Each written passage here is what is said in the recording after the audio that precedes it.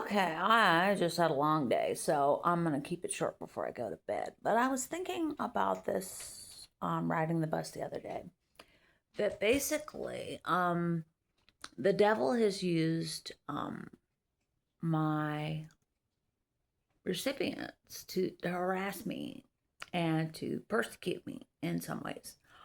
For instance, young black men. I have done ministry to many, many young black men for whatever reason God's called me to them, and I've just given me a heart for them. And I remember what Ron used to tell me what it was like growing up in a really bad neighborhood and trying to make a life for himself in spite of all the peer pressure from the neighborhood to just stay ignorant and don't rise up in life and just so. But you may ask, well, what happened?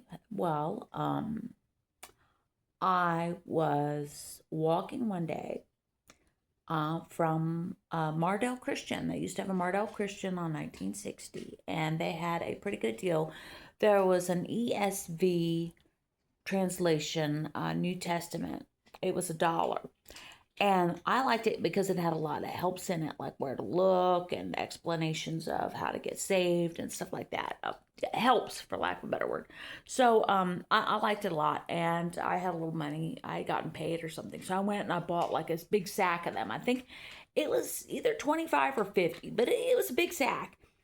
And I'm walking down the street from the Mardell. I thought, I could use a hamburger. So I had crossed Veterans and I crossed 1960 and I'm walking up, north of 1960, Veterans become Stubner. So I'm walking on Stubner on the east side of the street, going north, and this car goes by me real slow and it comes up behind me real slow, and I feel a pain in my leg, and I look down and it's like swelling up and there's this big bruise. And I was told by people who know that I was probably shot with a pellet gun.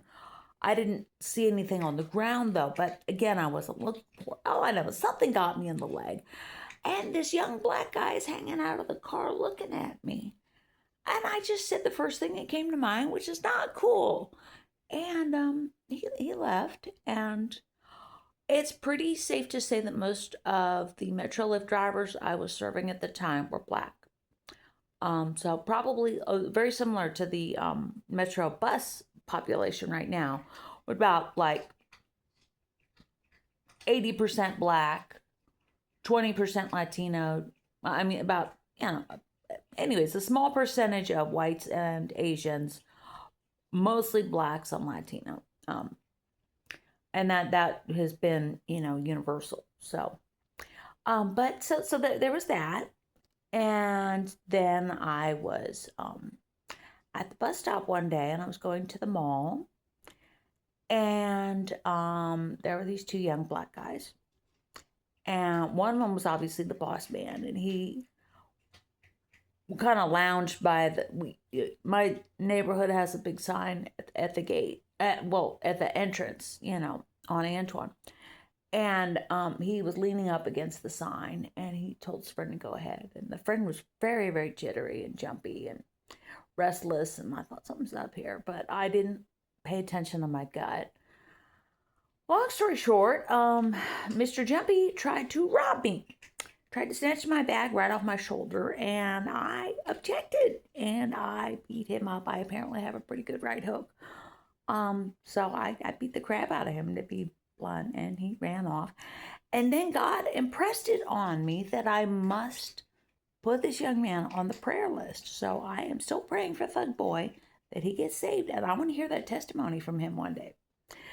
And I was told that because an old white lady in glasses beat him up, that he would not have been allowed to join the gang. So that's good, because it was a gang initiation. When I described it to some people in the know later, including my uncle who has worked with at-risk youth, he said, oh yeah, that's absolutely a gang initiation. So there was that. And then that was 2009. And 2012, Ron and I went to the post office right before Christmas to mail packages. And when I got home, my front door had been kicked in and the house had been robbed and ransacked and robbed. And the neighbor comes out and he says, "Oh, yeah, I saw two young black guys." And I'm like, "Why didn't you call the police?" "Oh, I thought they were your friends." Oh, no comment. So there were more young black men. And then let's see. Last year, I was on the bus and a young man was tapping me on the shoulder and bothering me. And I finally said, "Look, I don't want to talk." And the next thing I know, he cuts off my hair, the ponytail, about a pretty good section. I've talked, if you know me in person, I've already told you about this. And then this year, I was riding a bus. It was a young black guy, and he was on Bluetooth, and his driving was so bad it almost put me in the hospital. Really, I should have gone to the emergency room, but I just, I had to get up early the next day. I didn't want to mess with it, and I just have a thing about hospitals.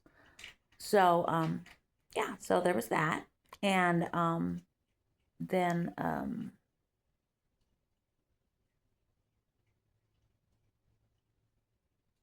that's it for the young black men. But but I am always doing outreach to these guys, and it's like this mutual draw that they come to me, and I know that he needs the gospel. So I'm always happy to serve anybody, anybody. It doesn't matter who. So yeah, it's just interesting how that works. And then with the homeless, I have had some problems with them harassing me lately. Then I think whatever demons are in their lives do not like what I do, and that's unfortunate because I see these people and they're just in bondage to. They're so miserable, and I want to give them the joy of the Lord. But anyways, that's it. Please, please, please pray for the recipients and for my safety because bad things don't like me.